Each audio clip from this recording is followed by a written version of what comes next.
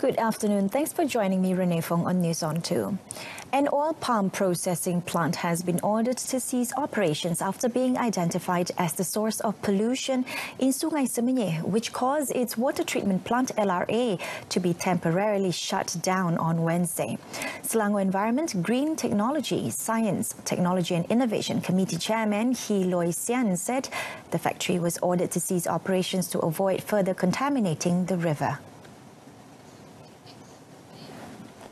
He said the activated carbon had been used by the Selangor Water Management Authority, LUAS, and the water sampling process was also carried out along the 450 stretch between the plant and Sungai Rincing, which lead to Sungai Semenyih.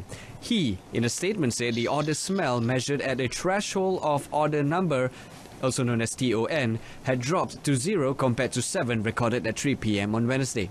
He said the relevant departments were also reviewing possible legal action that could be imposed on the plant based on the Selangor Water Management Authority, LUAS, enactment of 1999 as mandated under Section 121, Bracket 1 of the same enactment for the purpose of protecting the environment and public safety. A total of 512 areas involving 377,141 registered customers in Petaling, Hulu Langat, Kuala Langat and Sepang are affected by the water disruption and low pressure in phases following the incident. The Sungai Semenyih LRA was forced to shut down at about 5 p.m. on Wednesday following foul smell in the river, with the source of pollution detected some 16 kilometers from the plant.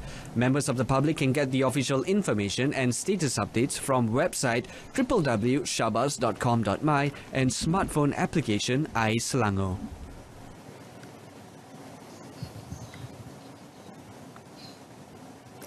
The Johor Department of Environment DOE has issued a total of 37 compounds, excluding 3 notices and 3 stop work orders against industrial premises found guilty of infringing the Environmental Quality Act 1974. Johor Health, Culture and Heritage Committee Chairman Muhammad Khuzan Abu Bakar said the enforcement's action was to ensure that all factories complied with regulatory requirements under the law. Elaborating further, Muhammad Khuzan said a total of 27 compounds were issued under scheduled waste offences, while the remaining 10 were issued for the discharge of industrial effluents. The Johor DOE had also taken action with issuing 3 notices as warning and another 3 to stop operation for factories that did not dispose of their scheduled waste. He said this during a media conference held at the Operation Control Centre at the Pasir Gudang Municipal Council in Menara Akabar at Pasir Gudang. On the status of the schools that have been temporarily closed due to the air pollution issue, Muhammad Khuzan said that there will be an announcement tomorrow on whether the schools will be reopened on Sunday.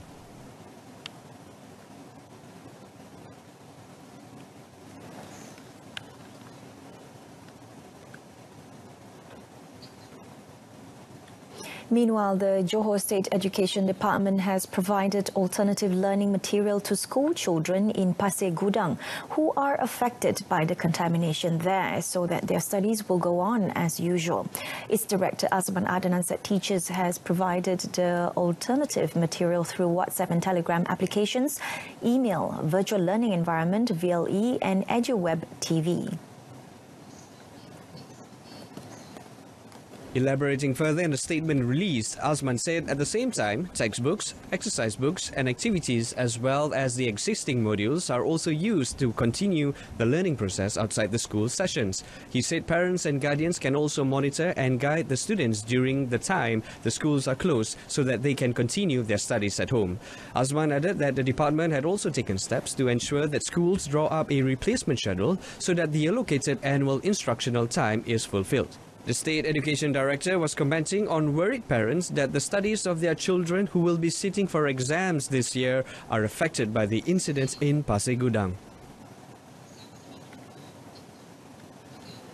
A senior citizen woman was found dead with her arms and legs bound in a suspected robbery at her home in Taman Merbau Jaya, Sungai Dua, Pulau Pinang yesterday.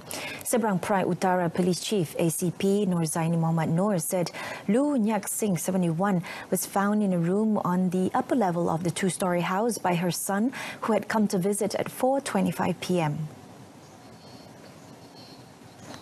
Elaborating further, ACP Norzaini said the woman had been living alone in the house for the past 3 years since the death of her husband, and it had been a routine for the victim's children to visit her every day around 3 p.m. to 4 p.m. He said the victim's son feared for his mother when he noticed bloodstains on the ground floor leading to the upper floor. From the slash wounds on the victim's back and thighs, police suspect that she had tried to fight off her assailant. ACP Norzaini noted several valuable items were also missing, and police would scrutinize CCTV footage to help them track down the suspect. According to the neighbors, they last saw the senior citizen around 4 p.m. but did not see anybody at the women's house. The North Seberang Police Chief added the case was investigated under Section 302 of the Penal Code for murder. The public may contact any police station should they have more information on the case to facilitate investigation. Prime Minister Tun Dr. Mahathir Mohamad has confirmed that the government will table a motion in Parliament to compel all MPs to declare their income and assets to the Malaysian Anti-Corruption Commission MACC. In a brief reply to the media, the Prime Minister, however, did not elaborate on when the motion will be tabled. Ya, itu sepatutnya semua akan isyar harta mereka kerana parti opposition pun ada pengaruh. Jadi kita tak harus guna pengaruh kita untuk mendapat bayaran. Maknanya usul itu akan dibawa di parlimen lah. Kita bawalah, sama ada lulus tak lulus itu soal lain lah. Speaking to the media at the launch of Marvel Studios' 10 Years of Heroes exhibition in Kuala Lumpur yesterday, Tun Dr. Mahathir also said that the move is to ensure that MPs do not abuse their position by enriching themselves, as they have the power to influence decision-making.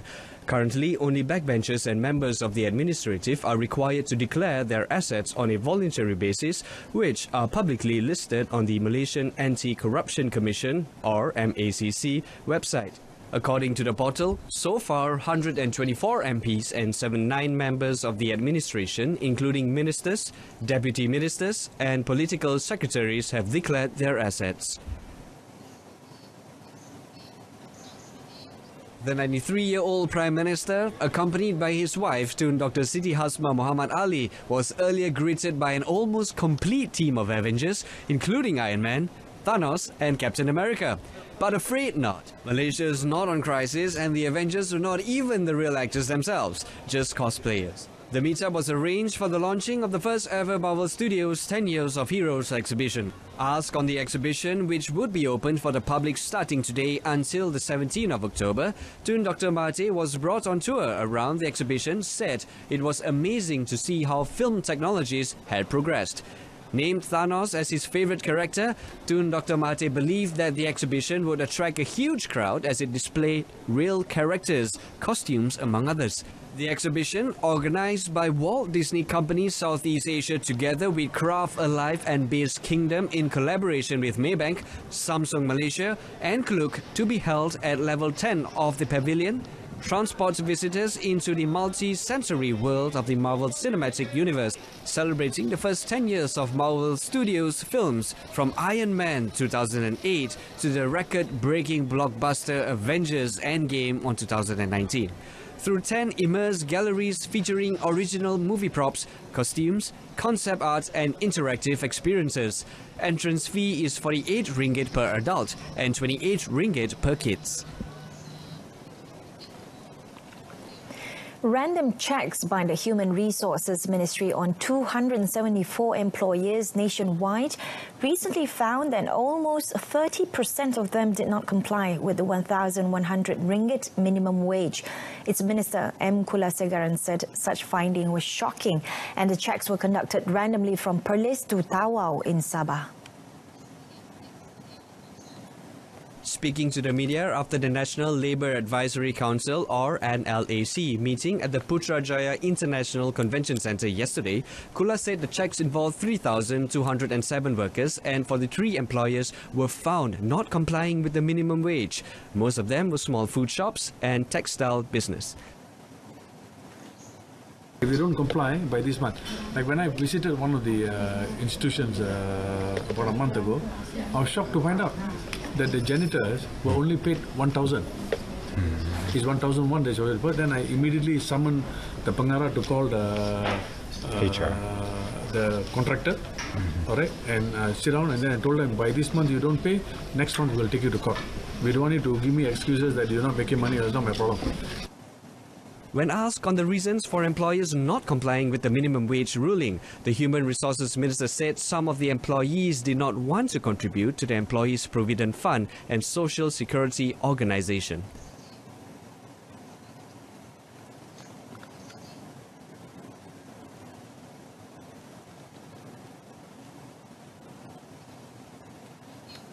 The government is studying the rubber floor price to see if it can be raised in order to protect the income of smallholders who have grappled with commodity price fluctuations.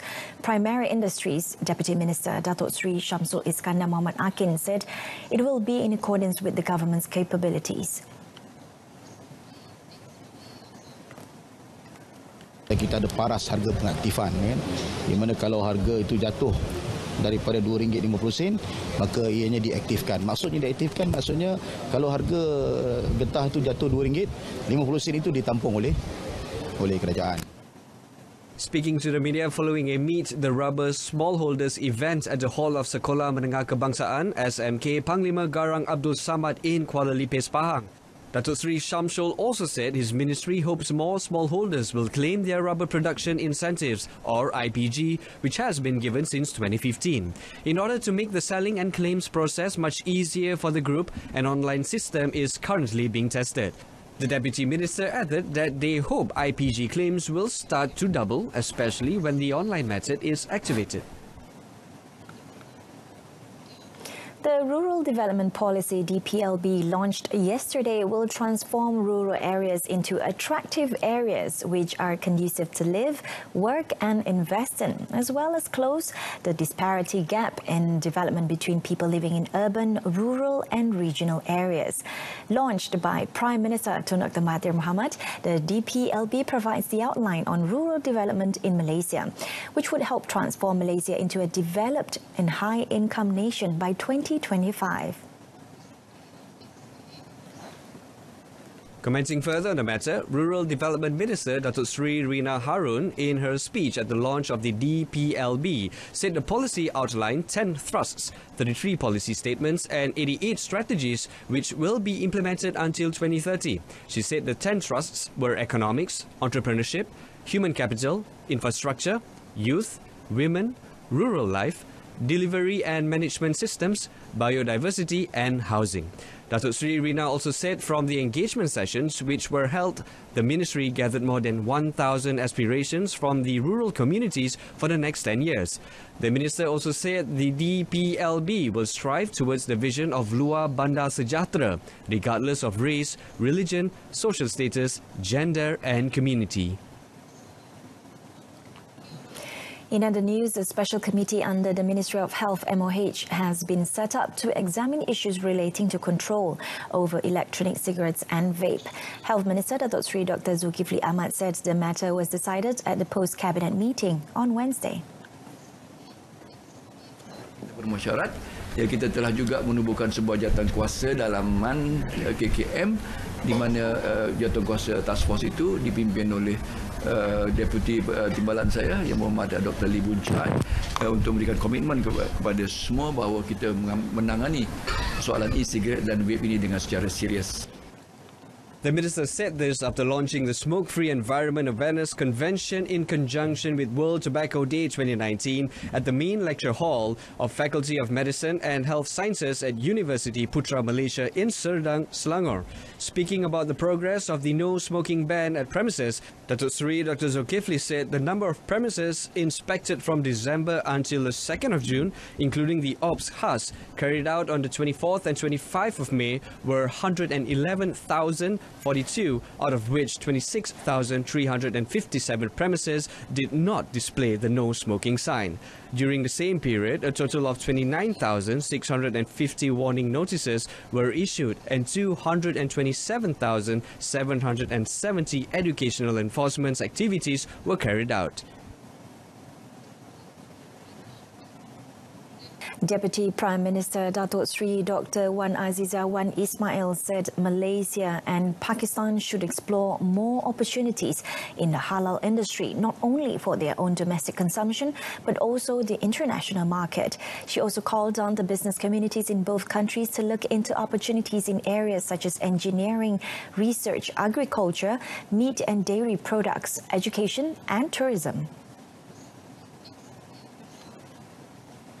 We would like Pakistan to come to Malaysia. Consider Malaysia as one of the venues for your cricket matches. This can even open up more opportunities for both our countries in terms of business, such as joint ventures in tourism, cuisine and merchandising. Malaysia is currently promoting sports tourism, and it is timely, especially since next year is Visit Malaysia Fever in 2020, where we have many exciting programs in store for our tourists. The Deputy Premier said this when addressing the Islamabad Chamber of Commerce and Industries, or ICCI, Conference on Business Opportunities and Award Presentation Ceremony last night. Datuk Sri Dr. Wan Azizah, who is also Women, Family and Community Development Minister, pointed out that a myriad of opportunities also could be explored together by Malaysian and Pakistani businesswomen. She also said she was proud to see women entrepreneurs in Pakistan taking the lead in many projects such as clean energy for the underprivileged and rural areas in their country, as well as providing financial aid and education to women in villages.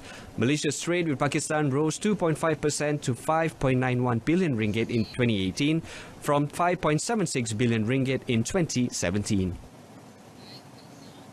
Following ASEAN's announcement that it will launch a joint bid to host the FIFA World Cup in 2034, the Youth and Sports Ministry yesterday said it was ready to meet Chinese embassy officials in Kuala Lumpur over reports that China was also seriously considering a bid for the tournament's 2030 edition. Youth and Sports Minister Syed Saddiq Syed Abdul Rahman said the main aim of a proposed meeting with China's ambassador to Malaysia, Bai Jian, was to ascertain China's firm stand over the matter, as the nation has yet to officially make an announcement on a speculated 2030 bid. I know there's strong political will to host it, that's clear. In terms of the technicalities, the preconditions behind it, that we will discuss together in that very committee, ASEAN committee, because it's not just us hosting it alone. There are multiple different countries. But the point is, we are serious in putting up a bid to host the World Cup. I think that will be the priority.